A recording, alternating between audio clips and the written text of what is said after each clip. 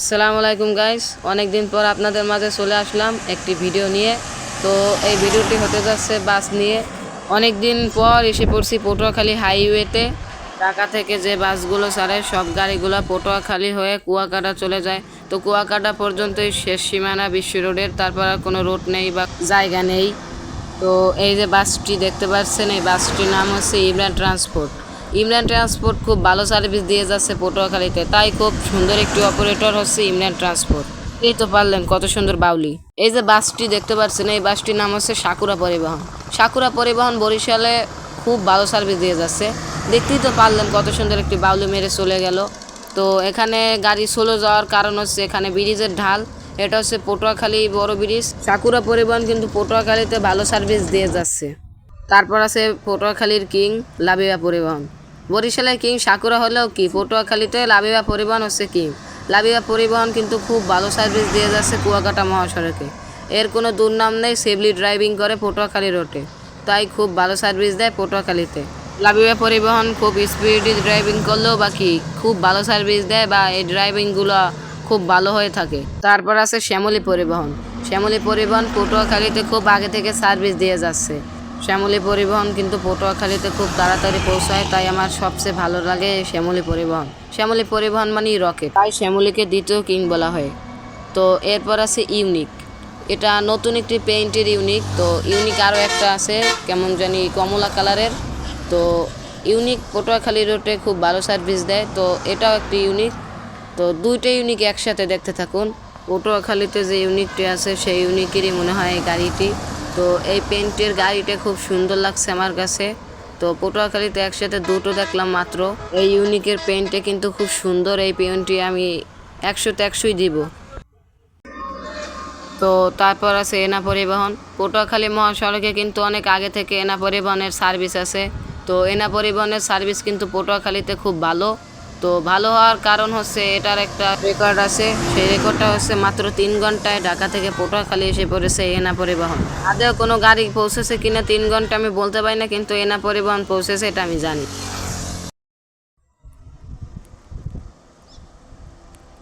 তো তারপর আছে মেঘনা পরিবহন।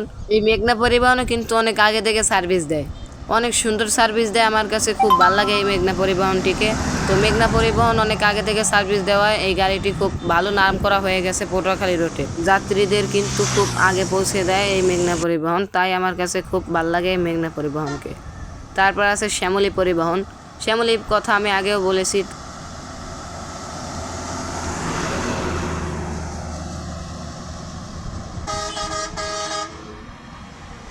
তো এরপর আছে অন্তরা পরিবহন। অন্তরা পরিবহন কিন্তু খুব আগে থেকে সার্ভিস দিয়ে যাচ্ছে। এটা ভালো একটি গাড়ি। তো আমার কাছেও মোটামুটি ভালো লাগে এই অন্তরা গাড়িটিকে।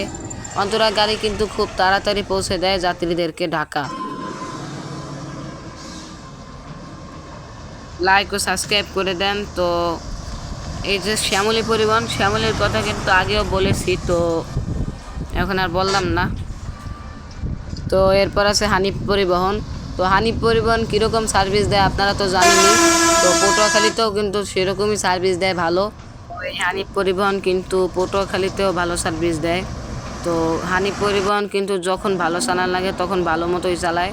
তো যখন গাড়ি ঘোড়া বেশি থাকে তখন কিন্তু স্লো স্লো চালায়। তো ভালো একটি সার্ভিস। তারপর আছে বিআরটিসি। তো বিআরটিসি বললাম না।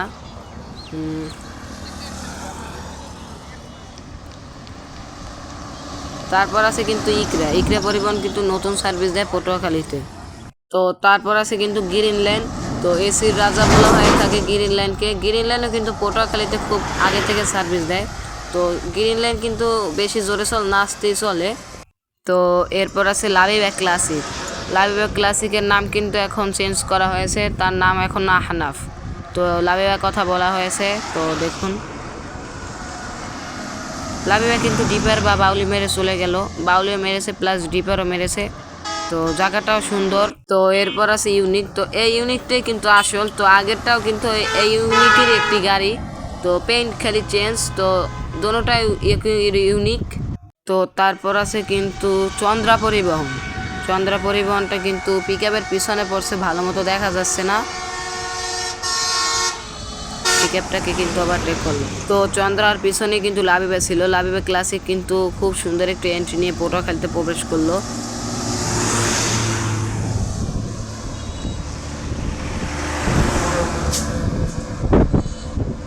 তো আজকের জন্য এতটুকুই। তো বেশি লং ভিডিও বানাই না, আপনারা দেখতে চান না 1 মিনিট 2 মিনিট 5 মিনিটের করেই বানাই। শর্ট ভিডিও বানানো আছে, দেখতে পারেন। আজকের জন্য এতটুকুই।